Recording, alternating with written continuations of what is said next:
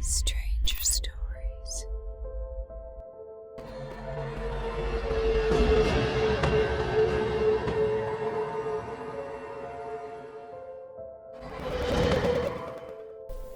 I was working as a night auditor at a small chain motel in the Midwest. My hours were normally 11 p.m. to 8 a.m. With those kinds of hours and being a woman, I'm bound to have had some weird experiences. The scariest experience I ever had while working there happened within my first month on the job. I was 22 and single at the time. It was just before my shift started, so I browsed Tinder for a bit. I matched with this guy who seemed cool, a little goth and into Ouija board and tarot, which is exactly my type. I was hyped. We chat for a bit. I tell him I have to go to work and we say goodbye. That night was my first night off training, so I was running the motel by myself for 9 hours straight. I was already a little nervous, but then this vaguely familiar guy comes up to the front desk and asks for me, by name. This dude was weird. I have red flags popping all over in my head. I tell him that it's me, and he explains that he was the guy from Tinder, and he saw that I was less than a mile away, so he went to see if I was possibly working at his motel. That's right, this guy was staying where I worked. I stayed behind the comfort of my desk for 2 hours while this guy won't stop talking to me. He tells me how his ex left him, how he beats people up, and how he wanted to bang me.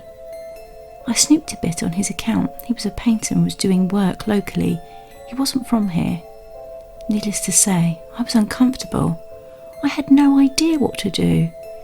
It's around 2 a.m. and the creep finally decided to go to bed, so I take a much needed smoke break. I go outside, and as soon as I spark up, creepy dude shows up. He tells me where he's from and keeps getting closer and closer to me. He asks if it's okay to smoke weed, which I said yes to. And out of nowhere, he pulled me in, smelled my neck and started grabbing my ass. I swiftly hit him and told him he better not fucking touch me. I threw my cigarette on the ground and grabbed my phone to call my boss before going inside.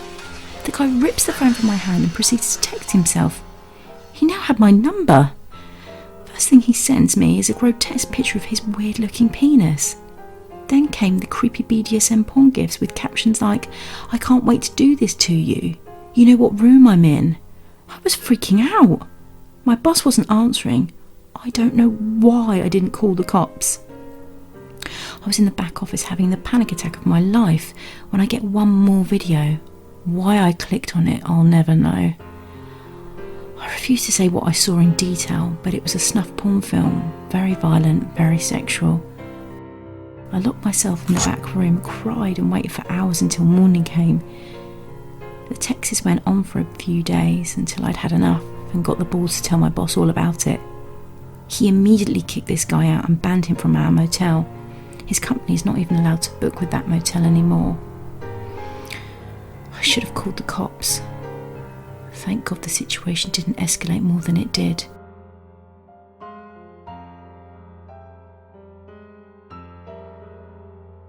I was 21, recently became a police officer, and was also recently dumped, so my friends suggested Tinder.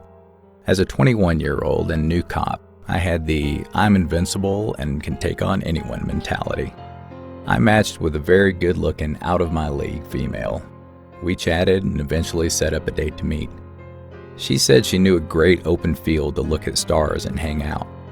The night came, I picked her up, and she guided me to the field. Open space, woods, deer, and other wildlife. Really nice place.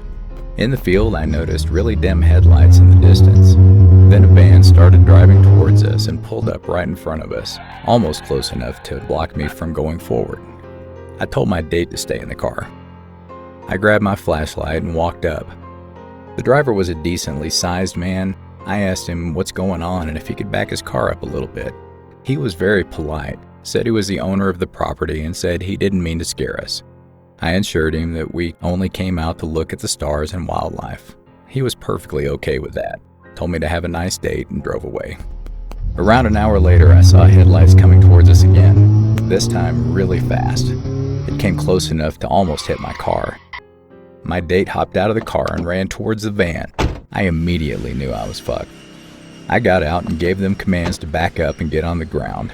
Neither of them complied. I saw my date grab a metal pipe from the van. She told me they had a gun and that if I gave them my money and truck, I won't get hurt. At that point, I told them I was a cop, drew my concealed firearm, and told them to lay on the ground. They finally complied. I was able to call 911, tell them my name and badge number, and that I needed backup immediately. I gave our dispatcher the best directions I could to this field. While on the phone, the two fled. I took off after the man, who ran into the woods around the field. I chased him for maybe 30 seconds when I heard 3 loud pops and saw a muzzle flash. My I'm invincible mentality went right out the window. I ran like hell back towards my car and got the hell out of there. I called dispatch again and had officers come to my location. The first officers to pull up were my sergeant and my field training officer. They called me a dumbass and a stupid fucking rookie. They went towards the field. I was told to shut my mouth and stay inside. They cleared the area and started looking in the van. They found meth right on the center console. What scared me the most was when my sergeant came back, let me out, and told me to come look in the back of the van. He was pale, looked horrified. I went to the back of the van and saw several knives, duct tape, lighter fluid, rifle ammunition, handcuffs, and what looked to be dried blood. In the front seat passenger side, we found an AR-15 style rifle and 2 more handguns. Turns out the van was stolen. We never found my date or the driver. Needless to say, I will never use online dating again. Ever.